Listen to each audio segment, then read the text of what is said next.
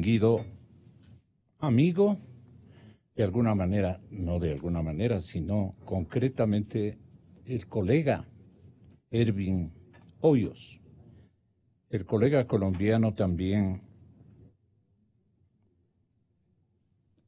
Pedro Vaca Villarreal, director ejecutivo de la Fundación para la Libertad de Prensa. Ervin es un extraordinario ser humano en la nación colombiana. Ervin está ya en la línea telefónica.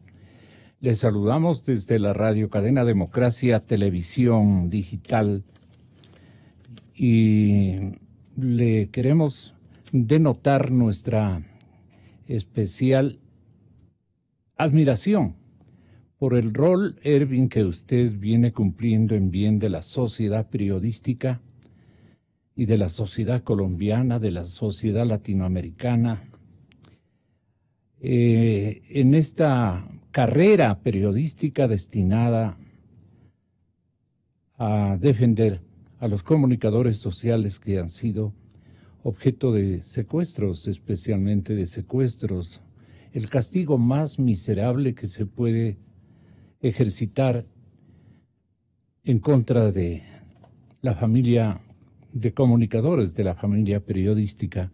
Yo tengo mi estudio, creo que estamos buscando también a Pedro Vaca Villarreal, el director ejecutivo de la Fundación por la Libertad de Prensa, pero acá tengo a mis compañeros experimentados y solidarios con la causa, obviamente, de los periodistas y auxiliares que constituyeron o construyeron una unidad de cobertura y se desplazaron con gran valentía cuando ni siquiera por el lado norte o por el lado sur de Colombia los colegas periodistas colombianos se atrevían a llegar al punto. Estos muchachos, como es nuestra obligación, como es nuestra vocación, especialmente nuestra vocación, en la vocación se encierra la valentía, a veces la audacia, si se quiere. Por eso somos periodistas. Porque no es que no tenemos temor, sino que es nuestra obligación no dejar un ángulo oscuro en nada. Ninguna arista abierta, ningún escenario en donde no esté un micrófono, una grabadora, una cámara o un testimonio.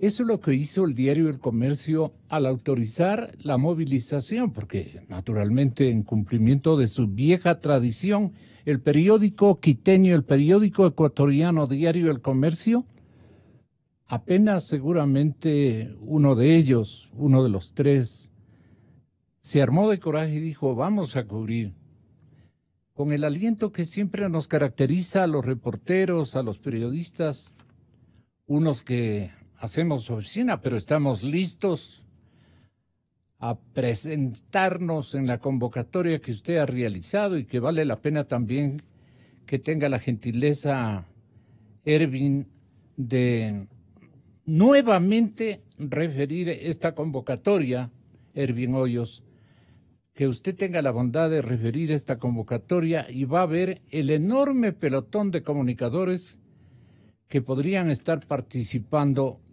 en esta cobertura, que no la vamos a silenciar por nada del mundo, porque esa es la herramienta y el arma más importante que tenemos para salvar a nuestros compañeros.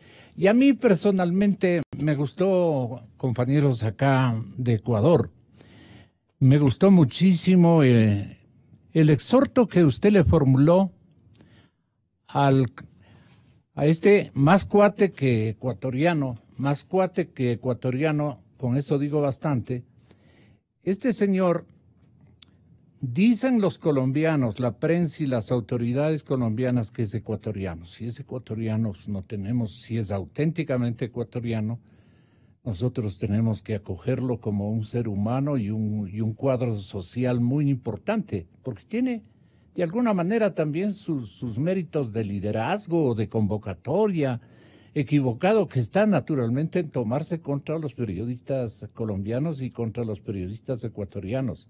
En esta vez te equivocaste, Guacho, le dijo usted. Veamos cómo lo dijo, señoras y señores, en la cobertura de NTN esta víspera. Yo creo que aquí tenemos que desvirtuarle a Guacho que los periodistas no son elementos de presión para generarle acciones a un gobierno. O sea, a un gobierno no le importa qué pasa con un periodista. El gobierno ecuatoriano lo ha hecho de manera tal vez solidaria, pero no son la herramienta para generar este tipo de acciones. Así que Guacho se equivocó, tiene que replantearse esta acción, liberar inmediatamente a estos periodistas. No caliente más la zona, Guacho. Libérelos, entréguelos. Vamos a ir un grupo de periodistas extranjeros allá para que nos los entregue y quédese allá tranquilito que usted nos entrega a los periodistas y la cosa se calma. De lo contrario se va a volver esto un polvorín y lo van a buscar hasta cazarlo. ¿Por qué? Porque está tocando la parte más sensible de la sociedad, como es secuestrar periodistas y haberles puesto cadenas como los puso. Por eso yo estoy convocando para que después de la Cumbre de las Américas nos vayamos un grupo. Jason, ya usted acepta ir con nosotros, nos vamos Fernando del Rincón, Salud Hernández. Me acaban de confirmar unos colegas también del comercio de Ecuador que se unen también. Qué bueno. Y yo sé que se van a unir muchos periodistas más a ir, a hacer presencia y a decirle a Guacho y a todos esos que han secuestrado periodistas que los periodistas son personas protegidas en el derecho internacional humanitario, son intocables, no se les puede causar daño porque se están enfrentando, si cogen vivo a Guacho, a una Corte Penal Internacional. Exactamente, ahora tienen la palabra mis compañeros ecuatorianos, que estoy más que seguro que también estarán predispuestos, señoras y señores, a ejercitar una tarea también de cobertura masiva y de presencia en este especie de exhorto, pedido o exigencia. Guadalupe Fierro, presidenta de la Unión Nacional de Periodistas, la exigencia que nosotros la sustentamos a partir de hace algunos días, pero hoy la reconfirmamos con presencia a través de estos canales. En Colombia les están escuchando Ervin Hoyos, ya mismo Pedrito Vaca. Tenga la bondad, compañeros, bienvenidos. Muchas gracias, un saludo, Gonzalo, Juan, y a los compañeros periodistas de Colombia que está en línea telefónica. Un saludo especial a la fidelísima audiencia de esta radio que le siga en todos los avatares duros que también ha tenido. Bueno, el periodismo ecuatoriano está atravesando momentos dolorosos. Hay un dolor en las familias de los secuestrados, en esta familia enorme que es el periodismo ecuatoriano, y también la sociedad que ha empezado a despertar a una realidad nueva en la cual la criminalidad organizada de diferente tipo, tenga signo ideológico o no lo tenga, empieza a ser una amenaza real, presente, que causa víctimas. El día de ayer el periodismo ecuatoriano, todos los gremios, la Unión Nacional de Periodistas, la Federación Nacional de Periodistas, el Colegio de Periodistas de Pichincha, la Asociación de Periodistas Deportivos de Pichincha, nos hemos unido para levantar igualmente nuestra voz de protesta frente a lo que está ocurriendo y hacer igualmente una invocación. En este caso he escuchado una muy interesante a El Guacho directamente de parte de los periodistas que están allá presentándose en Colombia. Pero nosotros hemos hecho también una invocación muy directa a nuestro gobierno sobre este tema, porque creemos que la palabra empeñada del presidente de la República de convertir esto en una prioridad nacional es una cosa que debe traducirse en hechos y que debe ser asumida por los mandos inferiores de la institucionalidad del Estado, como en este caso es el señor ministro de Seguridad. A nosotros nos preocupa mucho el hecho de que el señor ministro de Seguridad y las autoridades en general encargadas de este tema no han tenido una conducción clara, transparente del proceso. La primera cosa que nosotros estamos, el señor ministro Navas, estamos demandando es de que haya coherencia, que haya menos caos en la conducción del proceso, ya le vamos a pedir que haya transparencia informativa, y que eso es lo que hemos dicho nosotros. Evidentemente nuestra sociedad no ha estado preparada para esto, que acudamos a las instancias en donde hay equipos experimentados que ya saben cómo lidiar con este tipo de problemas. Más allá de eso, lo que nosotros hemos señalado que este es un golpe artero a la libertad de expresión, que en la década pasada ya sufrió muchos atentados. Los periodistas fuimos un objetivo en la década pasada. Y esta vez, como bien señala nuestro colega colombiano, es un objetivo que lamentablemente lo ha tomado este grupo que está operando en la frontera norte y que es absolutamente equivocado, porque si lo que ellos pretenden es presionar, lo único que nuestros compañeros están haciendo ahí es ver la verdad. Ese es nuestro compromiso ético mayor, la verdad. Y como tú decías, Gonzalo, esto exige muchas veces tener un valor, un coraje para poder llevar la verdad y la información que en otros sitios no se la puede recoger.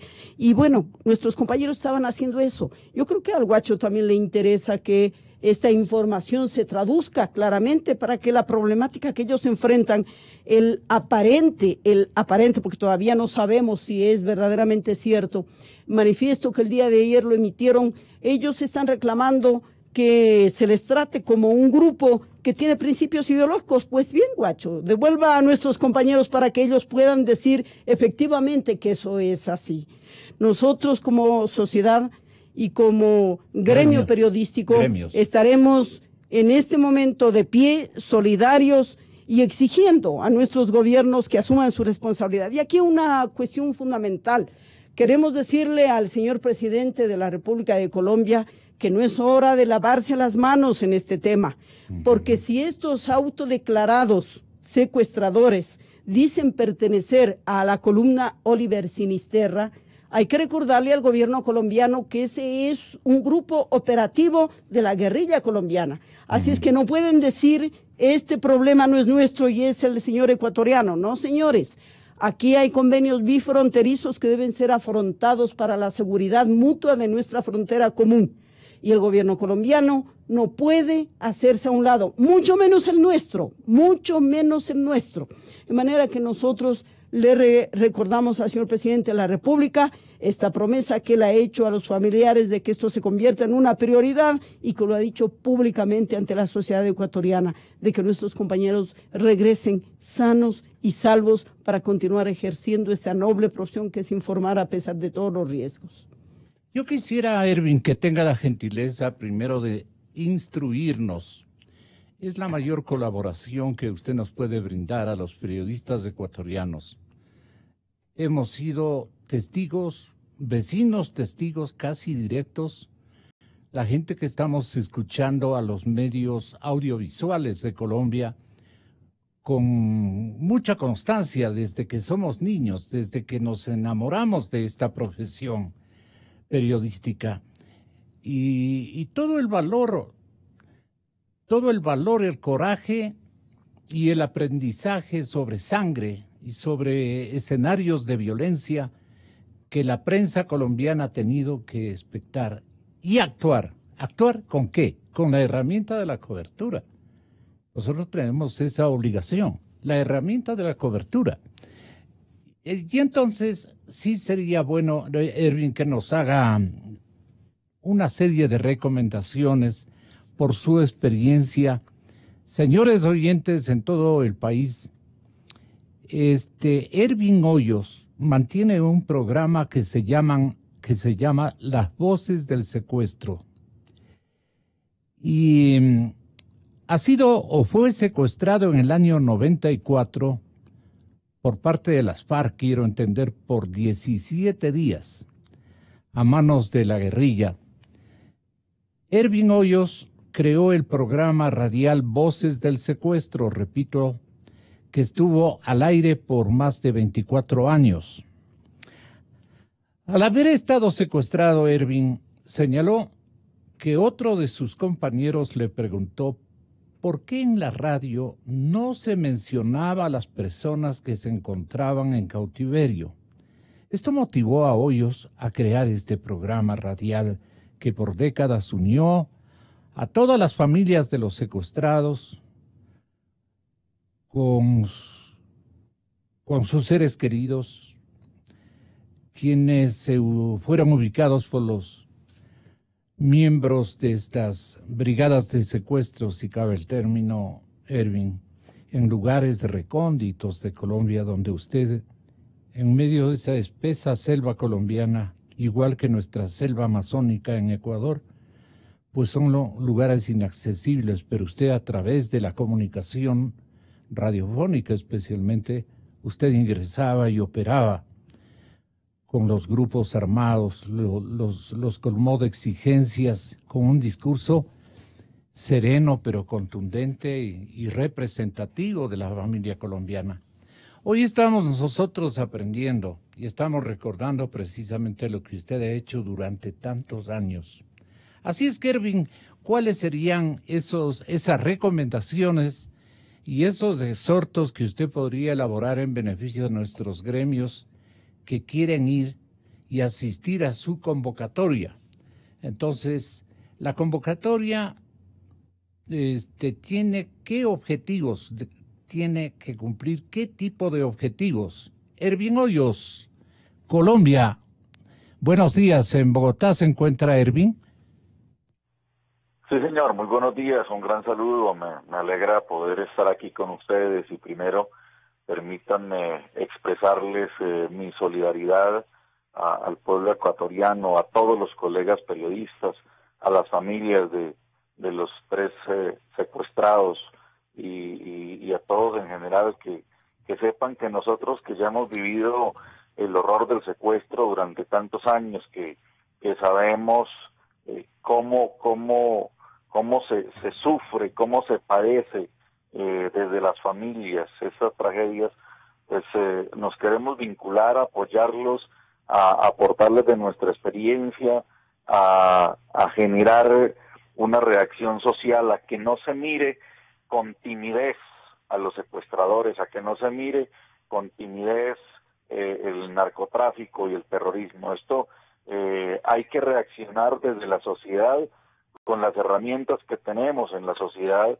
que son los medios de comunicación, que son las movilizaciones sociales, que son las acciones de hecho pacíficas pero contundentes contra los bandidos. Yo puedo expresarles que durante 24 años que estuve en el programa Las Voces del Secuestro, que fue cerrado hace hace un mes y medio en Colombia por presiones de los secuestradores, por presiones de estos bandidos que ahora dicen que ya no hay secuestros en Colombia, pues promoví en el país muchas acciones de rechazo contra el secuestro, promoví caravanas por todo el país, recorriendo todo el país con motos, con vehículos, con familiares de los secuestrados a bordo. En una oportunidad, cuando estábamos en los diálogos de paz con las FARC en el Caguán, yo me fui con un grupo de motos, más o menos 1.200 motos a la zona de distensión y nos metimos hasta allá. Cuando decían que nos iban a secuestrar, nos metimos allá con banderas blancas que decían liberen los secuestrados ya. No salió un solo guerrillero. ¿Por qué? Porque los bandidos, cuando la sociedad se organiza, son débiles. El valiente es valiente hasta que el cobarde quiere. Las sociedades tienen que dejar de ser cobardes y enfrentar el terrorismo. Eso lo tengo yo ya como dictado por la experiencia de que las acciones sociales de rechazo son absolutamente contundentes. Y los gremios periodísticos, los gremios periodísticos, Ervin, perdone por la interrupción, discúlpeme, pero los gremios periodísticos, ¿qué camino debemos adoptar? Sí, mire, yo les sugería y lo he hecho. Yo creo que el gremio de periodistas de Ecuador es el que se debe abanderar de la negociación, es el que debe asumir el control de la negociación y, digamos, quitarle ese control al gobierno por una razón, porque si el gobierno se apersona de ser el negociador, el hecho de que el gobierno sea el negociador le eleva absolutamente el perfil a las víctimas, los pone al estatus de funcionarios públicos y los pone al costo de lo que el Estado tenga que ceder a los secuestradores por la libertad de ellos. Y eso es muy grave, porque si el gobierno, por una condición política, por conveniencia, porque no le den duro los medios al gobierno actual, cede ante los secuestradores y libera, por ejemplo, a los que están exigiendo, Guacho, a estos 3 terroristas que están metidos en acciones de terrorismo, si los liberan, a partir de allí, inmediatamente el terrorismo, los secuestradores, los narcotraficantes, van a ver que es estratégico secuestrar periodistas para presionar al gobierno. Y todos los periodistas en el Ecuador, y no solamente en Ecuador, sino en Colombia, vamos a tener precio por nuestras cabezas porque van a ver que funciona secuestrar periodistas para presionar al gobierno. Eso es muy delicado, eso es muy grave. Se va a sentar un mal precedente para el ejercicio de la prensa en el Ecuador y en Colombia. Así que ¿Para cuándo es su convocatoria, Ervin? Nosotros estamos planeando ir, tan pronto pase la Cumbre de las Américas, iríamos hacia Ecuador. ¿Usted se va a dignar a escucharle también al columnista Juan Cubi, que está acompañándonos en la cabina de la cadena Democracia, con un comentario sobre lo que deben hacer nuestras autoridades y la sugerencia capital, fundamental, estratégicamente válida, es que sean las organizaciones periodísticas las que entremos a la negociación para salvaguardar la vida de nuestros colegas, compañeros y paisanos. Ese es un buen consejo, pero porque el desatino para el señor presidente Moreno, para cualquier mandatario, es complicadísimo.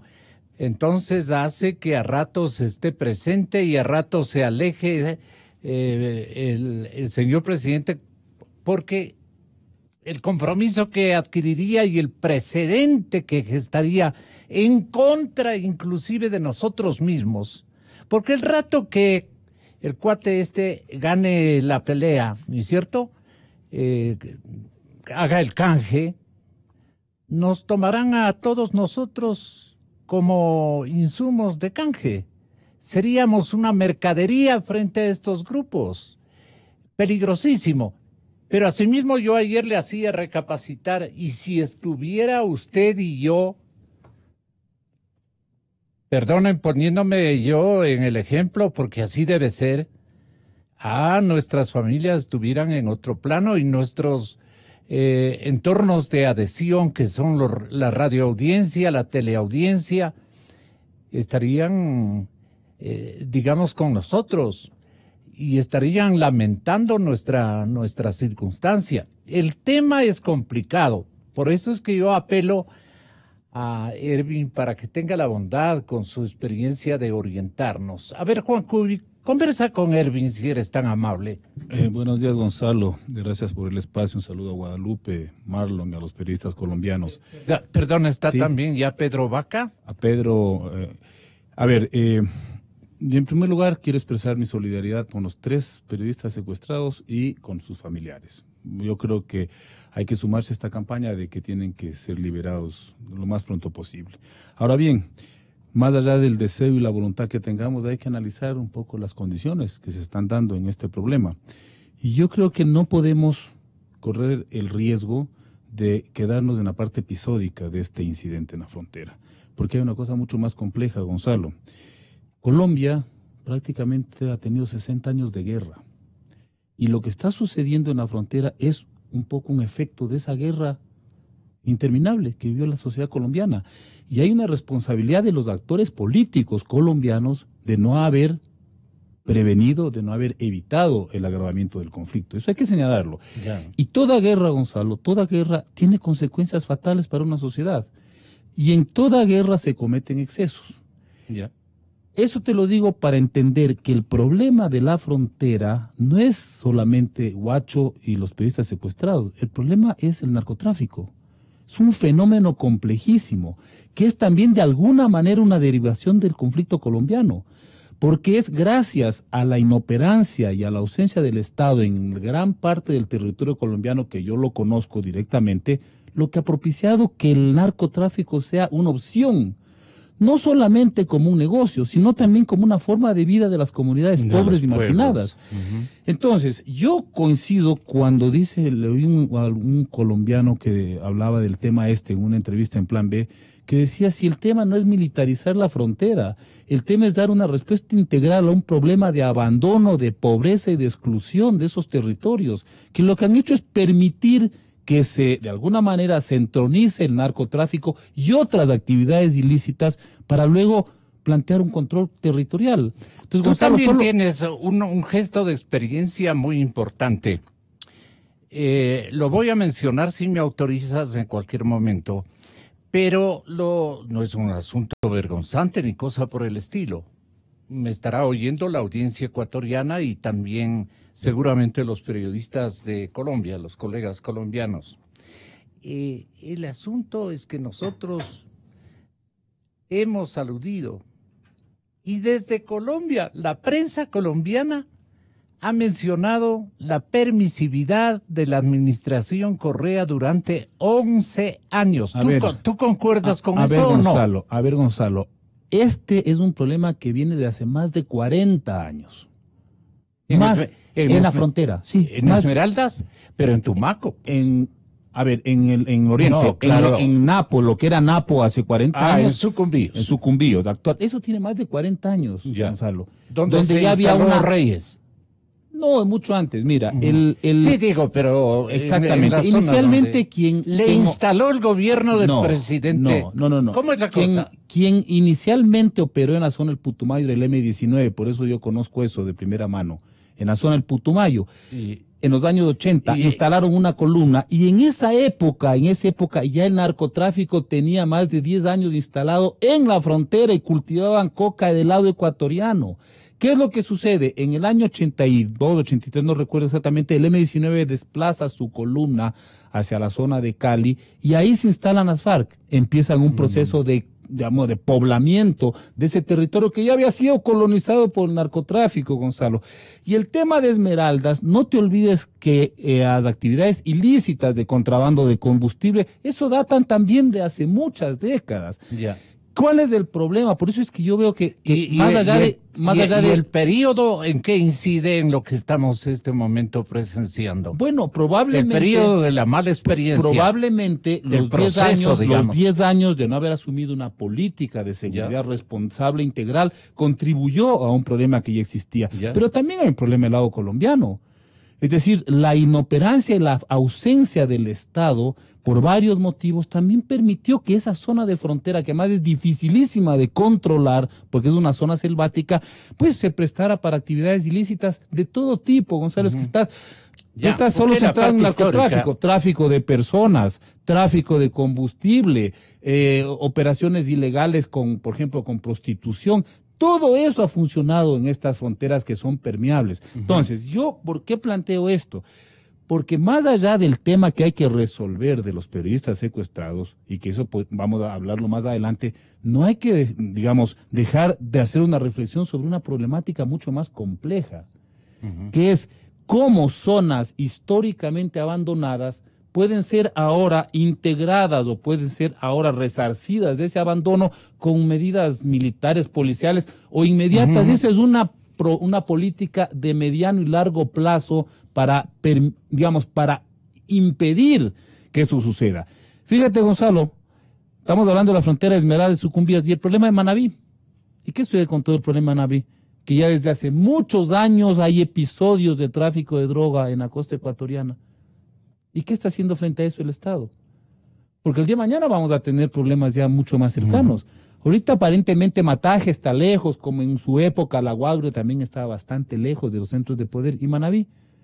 No te olvides que hemos tenido incidentes en Manabí, en la zona. Entonces, si no se asume esto como una política de carácter integral, global, esto es un problema de geopolítica, no vamos a poder resolver este problema y vamos simplemente a ser parte de una especie de engranaje, de una lógica que no depende solamente de nuestras decisiones políticas, que está articulada en intereses mucho más generales. Los carteles del narcotráfico en México son unas transnacionales del crimen, no son un grupito como el de Huacho, pues, Gonzalo. Son unas megacorporaciones ilícitas que tienen tentáculos en todas partes del mundo. Ese es el problema de fondo que estamos para la instancia de lavado, ¿no? Lavado y tráfico. Claro, la conexión con Europa, la conexión con el Asia. Entonces no podemos descuidar ese problema en esta discusión. Está bien, Juan. Guadalupe, ¿cómo le integramos a Pedro Vaca? ¿Con qué interrogante? Pedro Vaca Villarreal, director ejecutivo en Fundación para la Libertad de Prensa.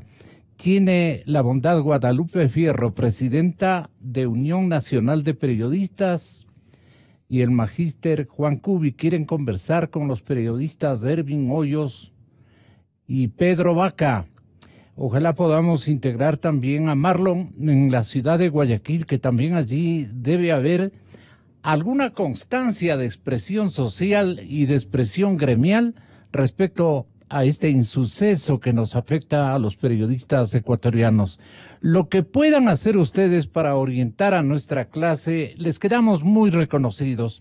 Yo soy un fanático de los pensamientos de Ervin Hoyos y lo conocí ayer en el programa de NTN a Pedrito Vaca, que tiene también iniciativas muy válidas para este momento que estamos viviendo gremialmente. Sí, como dice Juan Cubi, nos equivocamos, pues vamos más bien a contribuir, digamos, al éxito de Guacho y al éxito de estos grupos. A ver, aquí creo que en este problema hay varias cosas concurrentes que creo que hay que tratarlas debidamente. Lo que señala Juan es inobjetable. Ahí hay un tema de pobreza subyacente que es el caldo de cultivo para que cualquier actividad ilícita que ofrezca una oportunidad de vida pueda inmediatamente ser tomada en la sociedad. Hay otro problema que señala Juan, y es el hecho de que se ha venido naturalizando este tipo de actividades en esas comunidades, de forma que es un modo de vida absolutamente aceptable, tal vez el único que conocen.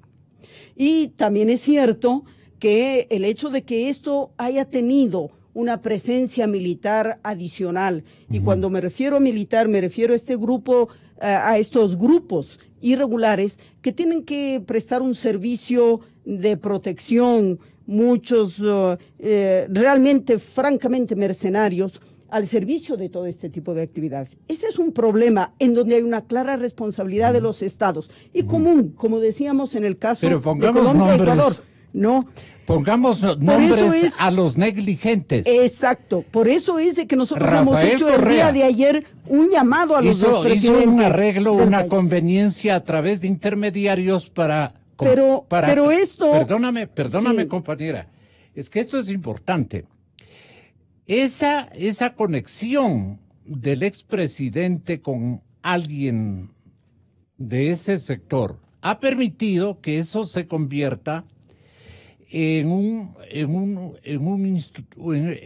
formato de conveniencia mutua. En una especie de franquicia para estos grupos. De franquicia, pero lo que ocurre es lo siguiente, que debilita a la institución armada nuestra, a las Fuerzas Armadas ecuatorianas, les obstruye en sus compromisos de modernizar sus herramientas de defensa de la territorialidad y de contrarrestar, digamos, a esta lucha. Y en este punto, mira, Gonzalo, lo que dice Juan, evidentemente un antecedente histórico, pero como tú bien acertadamente lo dices, no puede omitirse las responsabilidades de quienes en forma inmediata tuvieron que afrontar esto y no lo hicieron en su debido momento. Lo que nosotros hemos encontrado es clarísimo.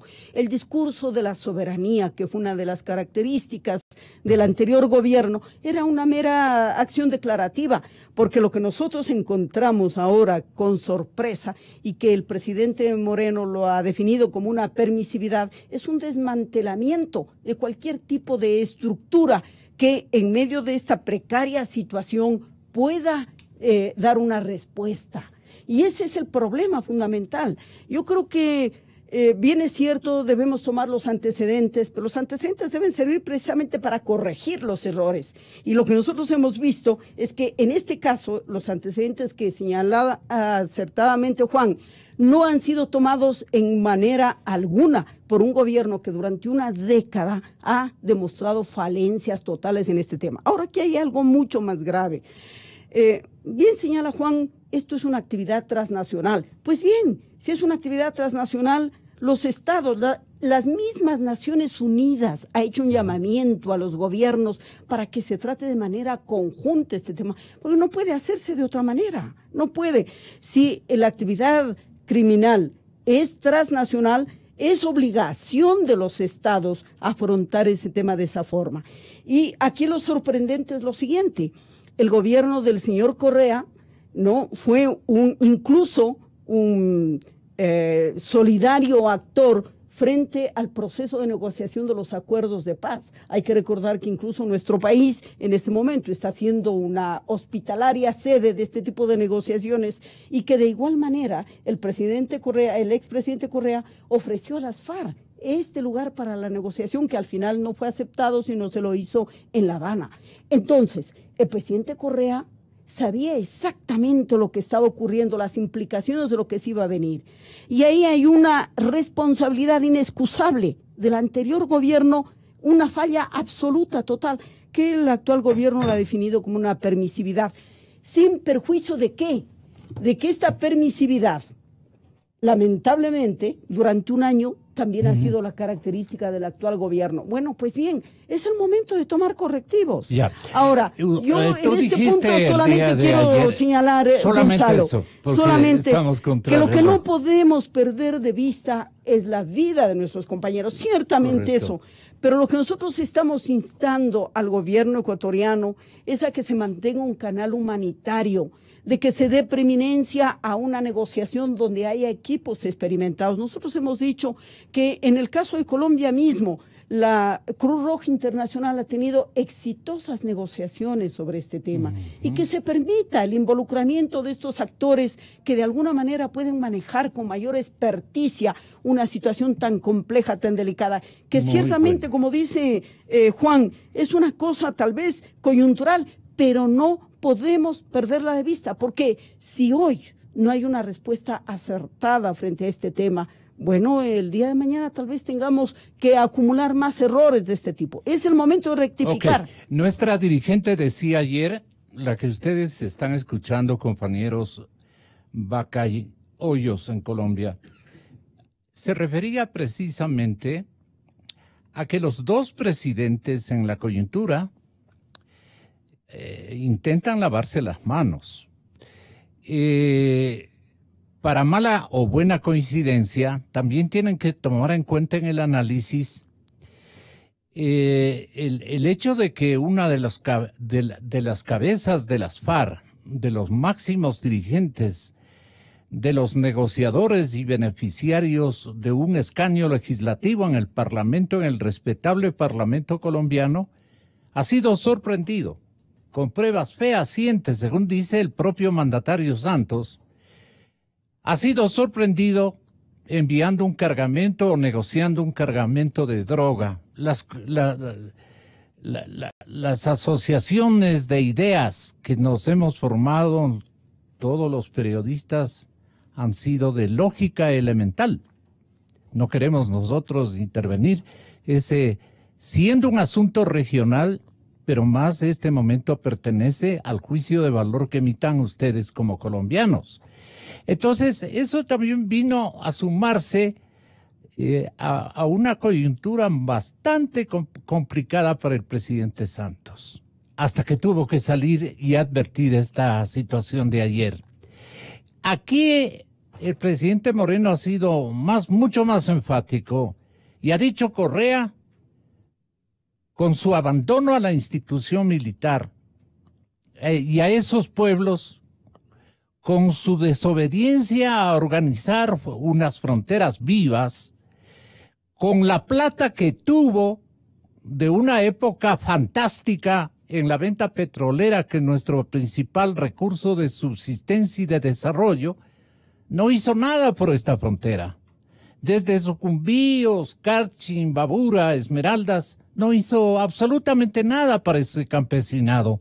Y ese campesinado durante estos últimos años, compañeros Hoyos y Vaca, se ha dedicado a asimilar lo que seguramente la gente de Tumaco y de otras latitudes de la nación colombiana se enseñaron a ser informantes, colaboradores, inclusive integrar a sus hijos a la guerrilla y todo lo que hemos visto en sendos trabajos periodísticos de investigación. Entonces ahora queremos que nos acompañen con esto. Tenga la bondad, Pedro Vaca, lo mencionado de que se están lavando las manos, cortó. Tenga la bondad. Entonces, Ervin, tenga la bondad hasta recobrar la comunicación con Pedro Vaca Villarreal. Tenga la bondad de referirse a lo que mencionan mis compañeros. Bueno, yo he sido investigador de todo el fenómeno del narcotráfico entre Colombia y Ecuador. Hice un trabajo investigativo que se llamó Frontera de Fuego. De eso usted publicó un libro, ¿no?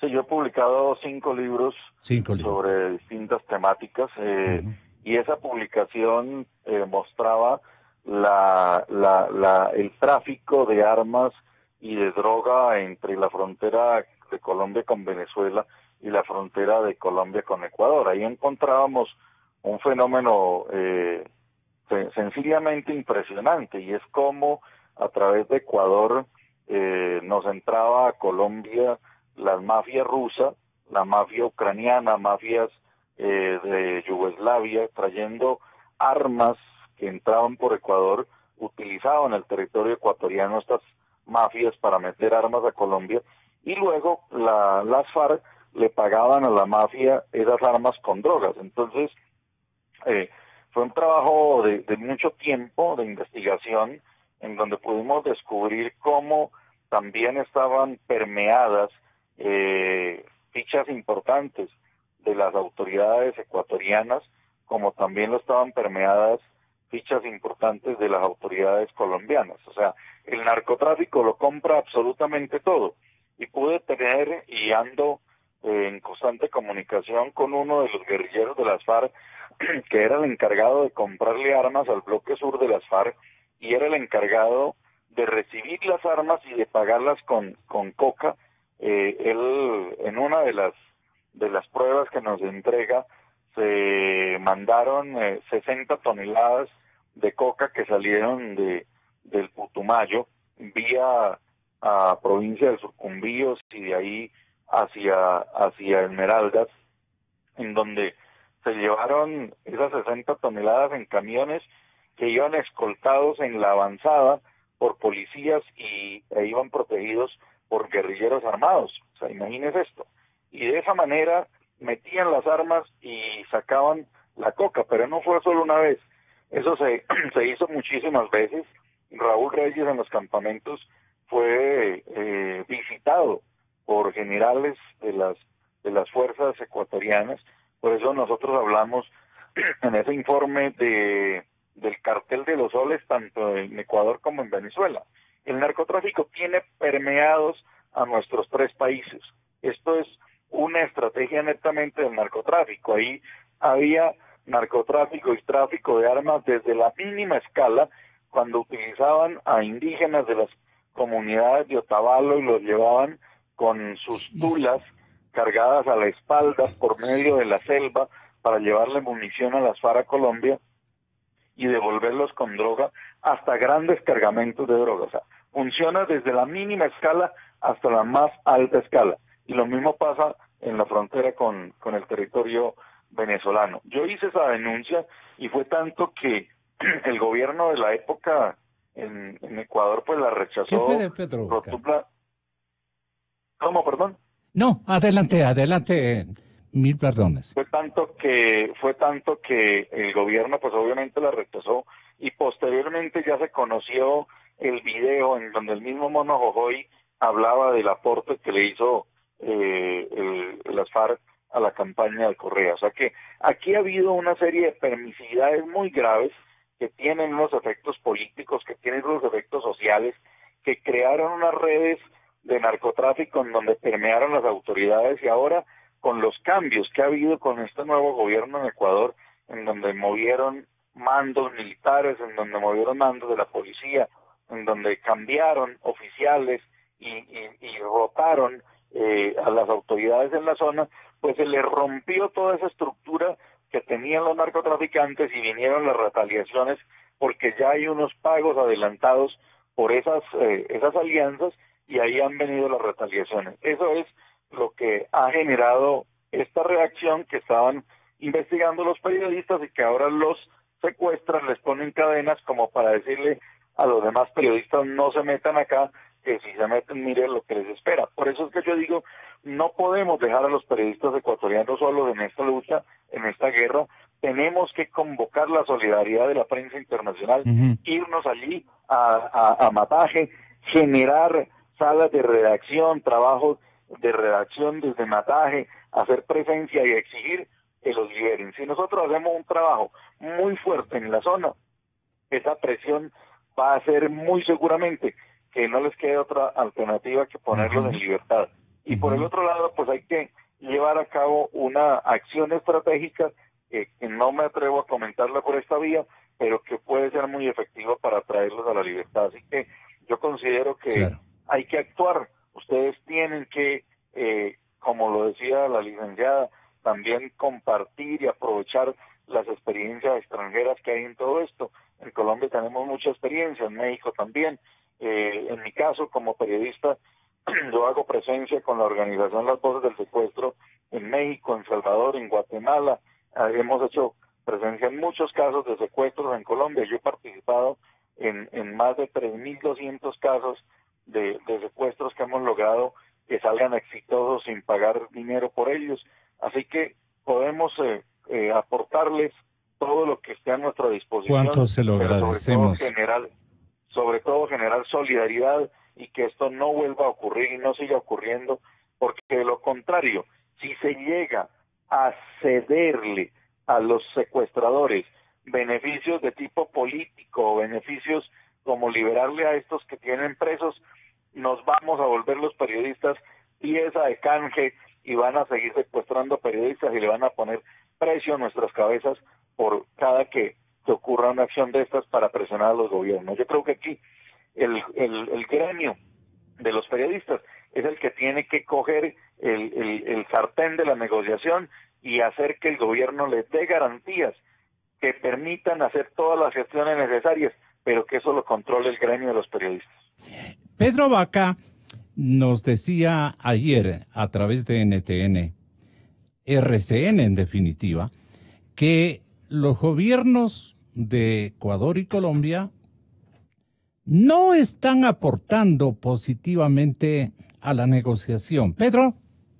Carecemos de liderazgos al interior de los gobiernos que brinden mensajes que puedan generar confianza. Yo en ese punto coincido con Erwin y es, si bien los estados tienen unas obligaciones específicas en esto, después de 16 días, la flamante cooperación que dicen estar teniendo, pues de un lado ha sido ineficaz y del otro lado creo que está muy por debajo de las expectativas de información que necesita tanto la familia, los colegas y la ciudadanía en general. Nosotros estamos reclamándole en primer lugar a los captores su liberación inmediata. Creo que esto es una exigencia en la cual la sociedad no puede esperar un estándar menor, no podemos flaquear en esa exigencia. A los gobiernos de Colombia y Ecuador, de alguna manera, ser coherentes. Para quien siga un poco las declaraciones de lo que se ha dicho por parte de autoridades ecuatorianas, todo lo que plantean genera una atmósfera de que están esperando a que algo suceda en Colombia. Incluso van a entender que al parecer se puedan encontrar en territorio colombiano, y si uno viene a las autoridades colombianas, plantean que hay un liderazgo y unos canales de comunicación que están en Ecuador y que pues están prestos a colaborar, dando a entender que están en Ecuador. Esto es algo que se cae de su propio peso en términos de coherencia, por lo menos frente a las acciones que se están adelantando. ¿Esto es lavarse las manos, Juan? A ver, yo coincido con lo que acaba de decir el periodista Hoyos, que es de lo que yo estaba hablando. Sí. Y yo considero que él está evidenciando la complejidad del problema. Porque él habla de una trama de corrupción que es la que de alguna manera es causa y efecto de la presencia del narcotráfico en la frontera. Él está hablando de una, según su denuncia, de una complicidad incluso de altos mandos militares en el Ecuador, lo ha dicho, ¿no? En la cuestión del tráfico de armas. De manera que a mí me parece, Gonzalo, que hay que plantearse dos enfoques de este problema. Por un lado, el hecho preciso, concreto del secuestro de los periodistas, que tiene que ser resuelto preservando la vida de ellos. Y yo coincido con el periodista decirle al señor Guacho, vea, no sea tonto, pues deje a estos periodistas y busque otras formas de resolver sus intereses, sus conflictos, no con periodistas, primera cosa. Pero tienes un problema complejísimo. Pero estamos frente a un chantaje. Exactamente. Por eso es que no hay que aceptarlo. Ahora, el otro tema es que tú no sabes con qué actor estás lidiando en el caso este del secuestro. Porque yo personalmente no creo que eso sea una acción de carácter política. Es una acción de carácter delincuencial, pero desde una lógica ya muy amplia, que es el control territorial de la frontera. Estamos hablando ya de ligas mayores de la delincuencia. No estamos hablando de un grupito que por X razón ha decidido capturar a un... No, estamos hablando de una estrategia de carácter delictivo, pero ya con perspectivas territoriales. Por eso es que ellos exigen, entre otras cosas, que se anule el convenio binacional para asegurar la seguridad, para resguardar la seguridad en la frontera. Entonces ya estamos hablando de otras dimensiones. Según he visto el informe que presenta Plan B, no sé si lo ha revisado. Dejemos el statu quo tal como estaba funcionando. No, pero no, es que nunca un statu quo puede quedarse estable. Eso dice Guacho. No, pero no puede ser estable porque eso está siempre en un proceso, en una dinámica. Claro. No sé si viste el mapa que presenta Plan B, ya de todos los actores que se han ido involucrando en la frontera. Sí. Aquí lo tengo. Tienes el tema de los semisumergibles que han capturado. Es un estudio hecho en Colombia. De manera que a mí me parece que lo difícil de la situación de los secuestrados, no estoy hablando del conflicto global, que coincido con lo que decía el periodista, es cómo lo resuelves, con quién y en qué términos dialogas. Porque si fuera una organización política, tú sabes cuáles son los parámetros de negociación, pero con una organización de carácter delictivo no sabes ni qué tipo de aspiración, ni qué propósito, ni qué intereses están en juego. Eso es lo que complejiza el problema. Sí. No se colige. Solo quiero concluir un asunto. Colombia tiene una experiencia vasta en estos problemas, porque son 40 años de este conflicto, saben cómo procesos, tienen protocolos. A mí me parece que es fundamental que el gobierno ecuatoriano, de alguna manera, acuda a un asesoramiento de los colombianos, porque además es un problema que se genera en Colombia con un grupo colombiano. Porque eso permite, los protocolos permiten actuar de una manera coherente para resolver estos problemas, de manera que no se metan las patas. Sospecho que el gobierno ecuatoriano, a partir de las declaraciones iniciales con lo que está diciendo ahora, ya ha tomado cierta cautela, ya está planteando el problema con un poquito más de reflexión y un poquito más de prudencia, ¿no? Porque ya se acabaron estas declaraciones un poquito así, subidas de tono, y están hablando de una estrategia para ver cómo se negocia. El problema, Guadalupe, y a los periodistas colombianos, el problema más grave que yo he visto en este último tiempo es que este incidente está propiciando la reactivación de un discurso belicista. He leído editoriales, he oído comentarios de gente que ya está hablando, señores, hay que dar respuestas militares. Vuelvan los Estados Unidos, vuelva la injerencia extranjera, vuelva la presencia militar. Y lo dijo este otro entrevistado en Plan B, no sé si viste, no recuerdo el nombre de este muchacho. Decía, señores, no manden militares a la frontera. Si mandan 10,000 militares, van a corromper a los 10,000 militares, porque la lógica del narcotráfico, Gonzalo, opera sobre la corrupción de los actores sociales y políticos. Esto requiere otro tipo de estrategia de mediano y largo plazo. Deja que hable Guadalupe. Pero, rapidito, a ver, Guadalupe. yo participo de algunas afirmaciones que ha hecho Juan, pero de otras discrepo. Creo yo que aquí hay dos cosas que señalar.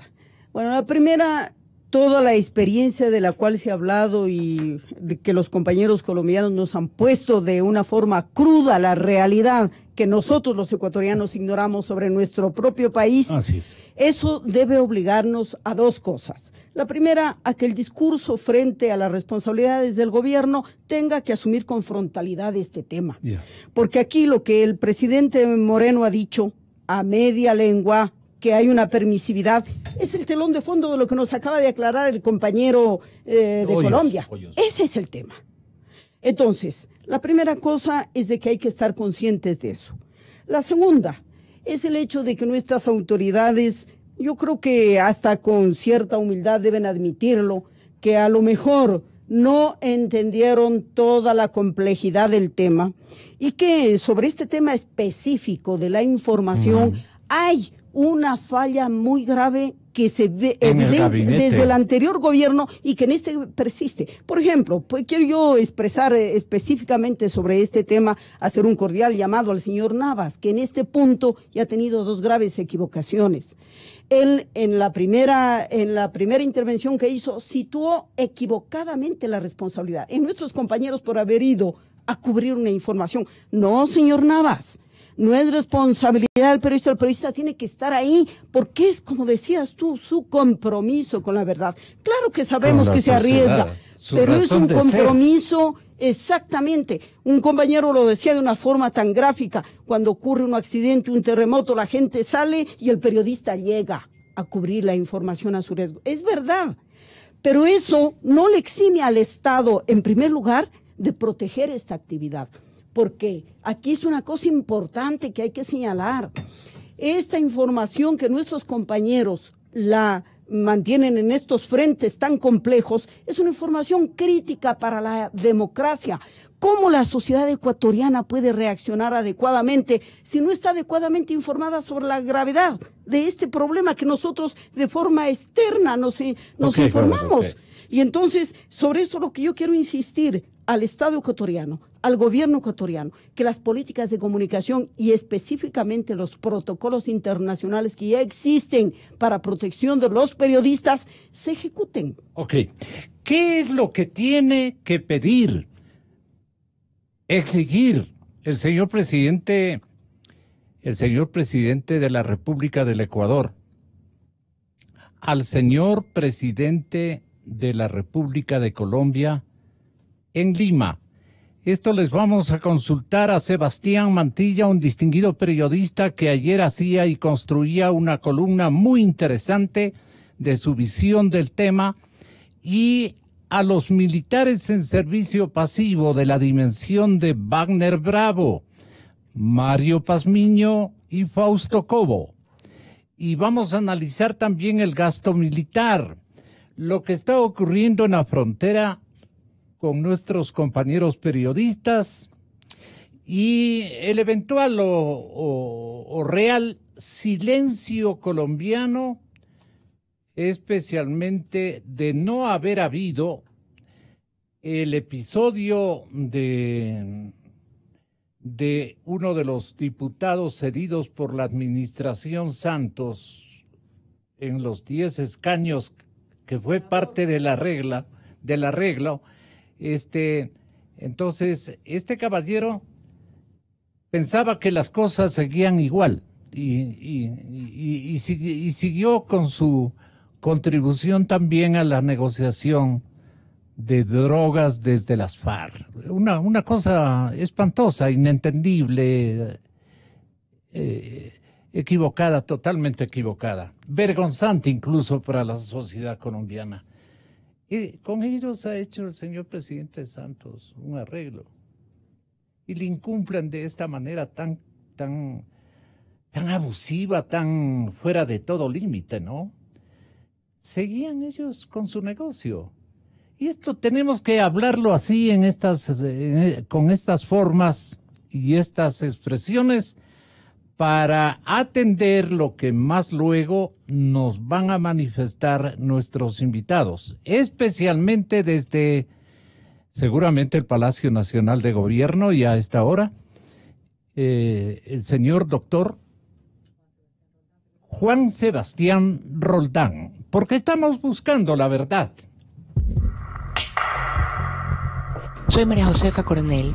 Espero que las familias de los 3 periodistas que han sido secuestrados no pierdan la fortaleza y que nos permitan entregarles esta solidaridad y que pueda abrazarlos y que puedan abrigarse en esta unión no solo de los periodistas, una unión que hace eco a su corazón al son del grito: nos faltan 3 y los queremos de vuelta. A continuación, XFM se une a una cadena nacional. Programa Reactivación Nacional. ¿Qué piensa la gente? Alberto Dajic, ex vicepresidente de la